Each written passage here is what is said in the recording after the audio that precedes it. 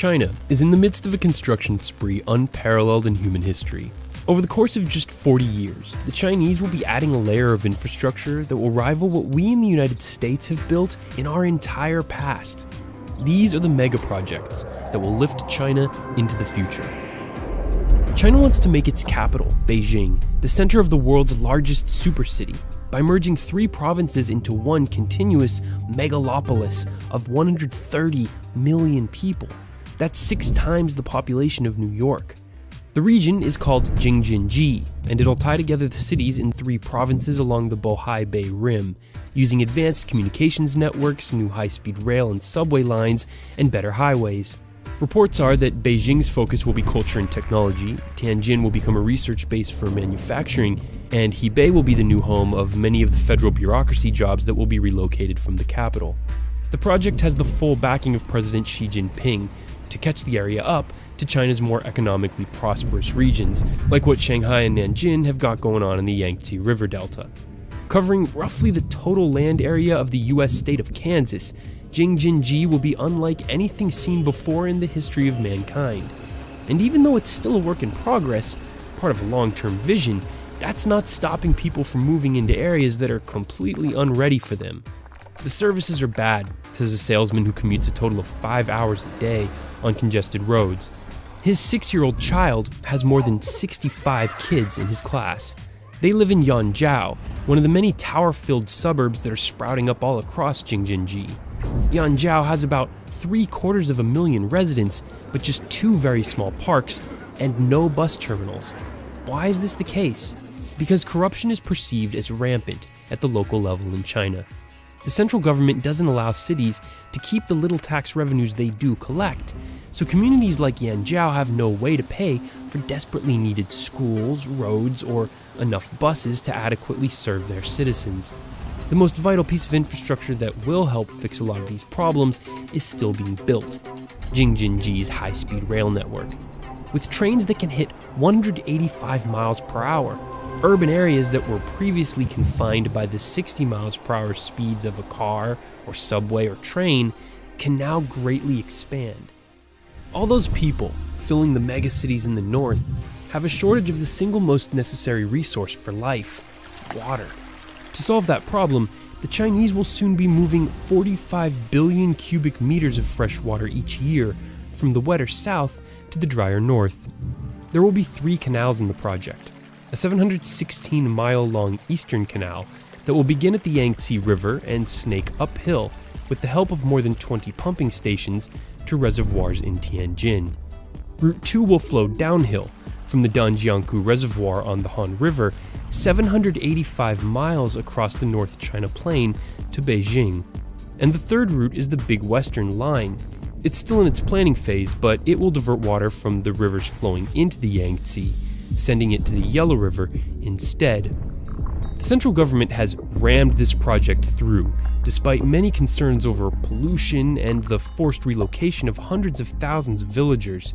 It's also late and over budget due to the soaring costs of building bridges and tunnels for the canals to cross the many rivers and highways in its way. Then there are the very real fears that diverting water from the Yangtze River could cause the world's 3rd longest river to run low, devastating those whose livelihoods depend on it. One proposed solution to this problem is to give the Yangtze more water by redirecting rivers in southwestern China. But this would affect India, Bangladesh, Myanmar, Laos, Thailand, Cambodia, and Vietnam, potentially causing an international crisis.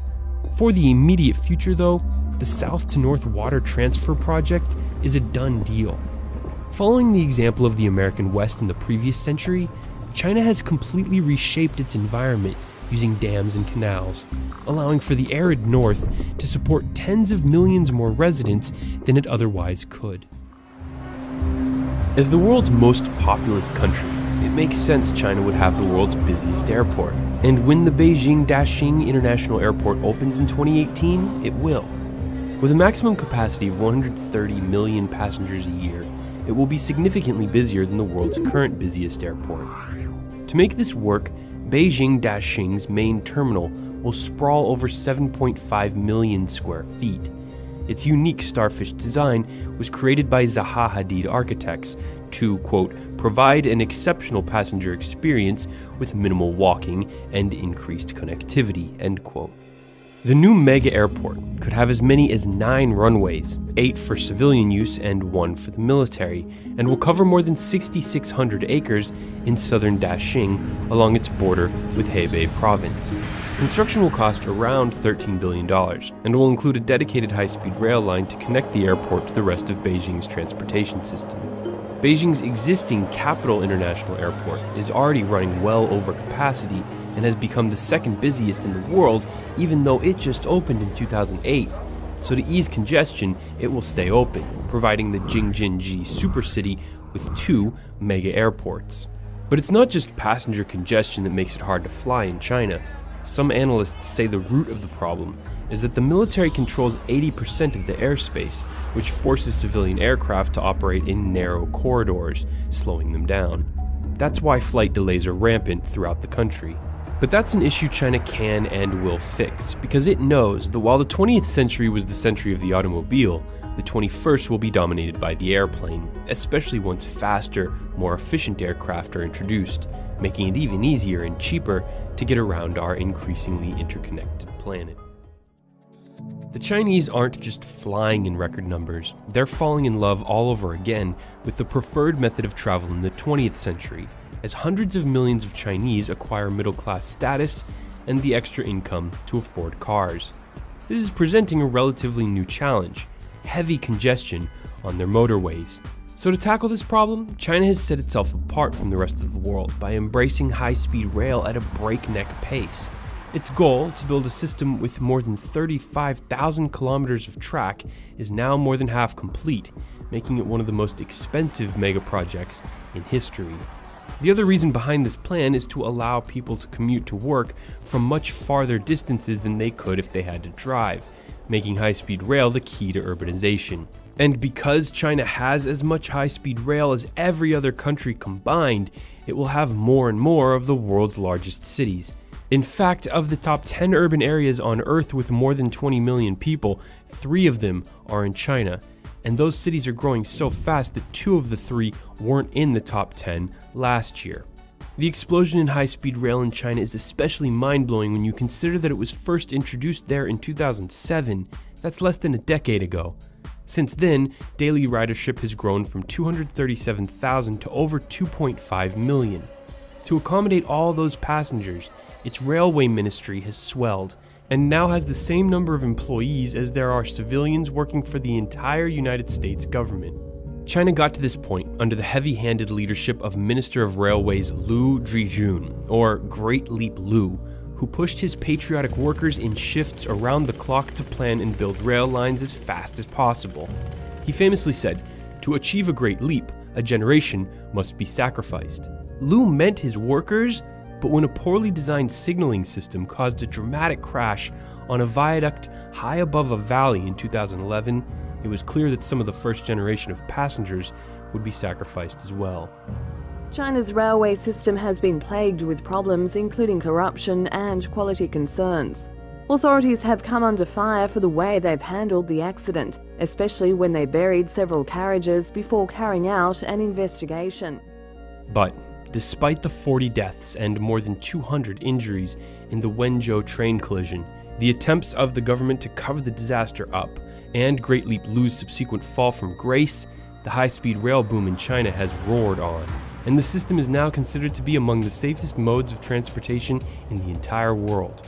It also leads the globe in annual ridership, has the longest single service at 2,400 kilometers from Harbin to Wuhan, and has the fastest commercially operated train, with peak speeds of 430 kilometers per hour.